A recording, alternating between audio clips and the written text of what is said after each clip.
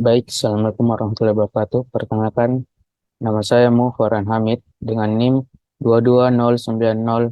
2209015020072. Di sini saya akan memaparkan materi tentang konflik dan negosiasi. Langsung saja, definisi konflik. Konflik adalah bentuk perasaan yang tidak beres yang melanda hubungan antara satu bagian dengan bagian lain, satu orang dengan orang lain, satu kelompok dengan kelompok lain. Konflik dapat memberi dampak secara positif fungsional sejauh ia memperkuat kelompok dan secara negatif fungsional sejauh ia bergerak melawan struktur. Definisi konflik secara luas sebagai sebuah proses yang dimulai ketika salah satu pihak memandang pihak lainnya telah memengaruhi secara negatif atas sesuatu hal yang dipedulikan oleh pihak yang pertama. Konflik menggambarkan poin di mana aktivitas yang sedang berlangsung ketika interaksi menjadi ketidaksepakatan antara pihak. Selanjutnya, ada tipe dan lokus konflik. Menurut Robin dan Judge 2015, tipe dan lokus konflik adalah yang pertama jenis konflik. Meskipun tiap konflik adalah unik, tetapi para peneliti harus menggolongkan konflik ke dalam tiga kategori. Yang pertama ada tugas, hubungan, atau proses. Pertama, konflik dalam tugas berkaitan dengan hubungan konten atau isi dan tujuan dari sebuah pekerjaan. Kemudian konflik hubungan didasari atas hubungan interpersonal di dalam suatu organisasi. Lebih ke konflik pribadi, karyawan, atau hubungan pada anggota organisasi. Selanjutnya konflik yang terkait dengan proses kerja yaitu tentang bagaimana pekerjaan dapat diselesaikan dengan baik. Biasanya konflik terjadi pada saat sedang mengerjakan pekerjaan. Kedua adalah lokus konflik. Deidik konflik merupakan konflik yang terjadi antara orang per orang. Lalu intragroup konflik merupakan konflik antara anggota di dalam kelompok. Kemudian intergroup konflik atau konflik antara kelompok merupakan konflik yang terjadi antara departemen. Selanjutnya ada proses konflik. Konflik merupakan proses yang dinamis, bukan kondisi statis. Konflik memiliki awal dan melalui banyak tahap sebelum berakhir.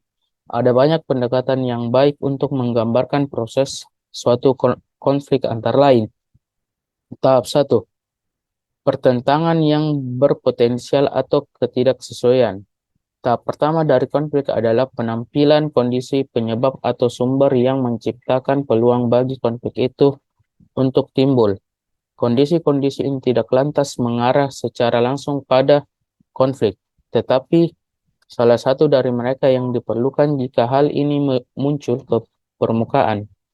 Kita mengelompokkan kondisi-kondisi ke dalam tiga kategori umum: komunikasi, struktur, dan variabel pribadi. Tahap 2. Kesadaran dan personalisasi. Jika kondisi yang tercantum pada tahap 1 secara negatif mengaruhi suatu yang dipedulikan oleh pihak lain, maka berpotensi untuk pertentangan atau ketidaksesuaian menjadi diwujudkan dalam tahap kedua. Sebagaimana yang kita nyatakan dalam definisi kita mengenai konflik, salah satu atau lebih pihak harus waspada terhadap terjadinya kondisi yang mendahului. Namun, karena ketidaksepakatan yang dipandang sebagai konflik tidak berarti dipersonalisasikan.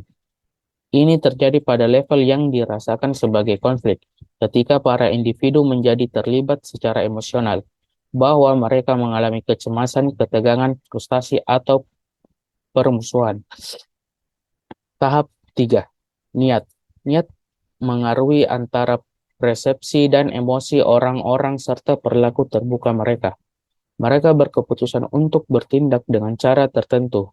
Niat adalah sebuah tahap berbeda karena kita harus mengambil kesimpulan atas maksud orang lain untuk mengetahui bagaimana memberikan tanggapan atas perilakunya. Banyak konflik yang meningkat hanya karena salah satu pihak memberikan atribut niat yang salah kepada pihak lainnya. Tahap keempat, berlaku. Ketika sebagian besar orang berpikir mengenai konflik, mereka cenderung untuk menitik beratkan pada tahap keempat. Karena di tahap ini, konflik menjadi terlihat.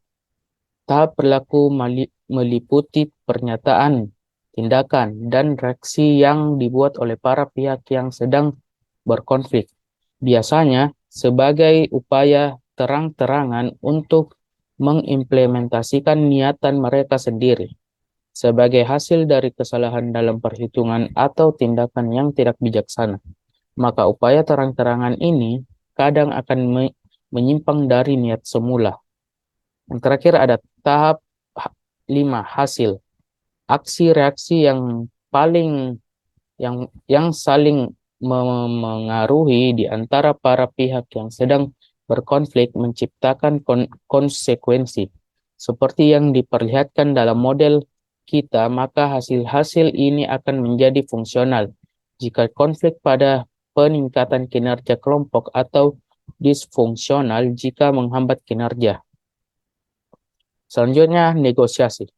Negosiasi merupakan bentuk interaksi sosial yang bertujuan untuk mencapai kesepakatan bersama, sehingga kedua pihak saling sepakat dan diuntungkan. Menurut Kamus Besar Bahasa Indonesia, negosiasi adalah proses tawar-menawar dengan jalan berunding guna mencapai kesepakatan bersama antara satu pihak pada kelompok atau organisasi dan pihak lain dalam suatu kelompok atau organisasi. Negosiasi secara etimologis berasal dari bahasa Inggris yaitu to be negotiating, yang artinya aktivitas membicarakan atau merundingkan sesuatu dengan pihak lain untuk mencapai kesepakatan. Simplifikasinya, negosiasi merupakan suatu bentuk interaksi sosial antara beberapa pihak yang bertujuan untuk mencapai kesepakatan bersama yang dianggap menguntungkan pihak-pihak yang bernegosiasi. Dalam negosiasi terdapat strategi perundingan, proses negosiasi, perbedaan individual dalam efektivitas negosiasi, dan terakhir negosiasi dengan pihak ketiga. Dari materi tadi, kita dapat mengambil kesimpulan adalah konflik adalah bagian alami dari kehidupan manusia, terutama dalam konteks organisasi dan hubungan interpersonal. Penting bagi individu dan organisasi untuk memahami sumber-sumber konflik agar dapat mengelolanya dengan efektif. Konflik dapat bermacam-macam dari konflik antara individu hingga konflik antara organisasi.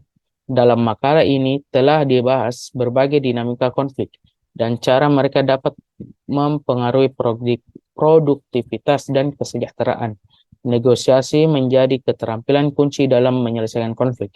Pengetahuan tentang strategi negosiasi yang efektif dapat membantu individu dan organisasi mencapai kesepakatan yang saling menguntungkan. Komunikasi yang efektif adalah elemen kritis dalam negosiasi. Kejelasan, empati, dan keterbukaan dapat membantu mengurangi ketegangan dan meningkatkan kemungkinan mencapai solusi yang dapat diterima oleh semua pihak.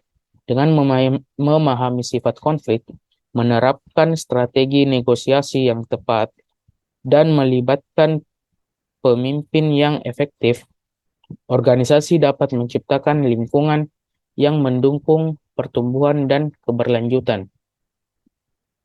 Sekian dari saya. Terima kasih.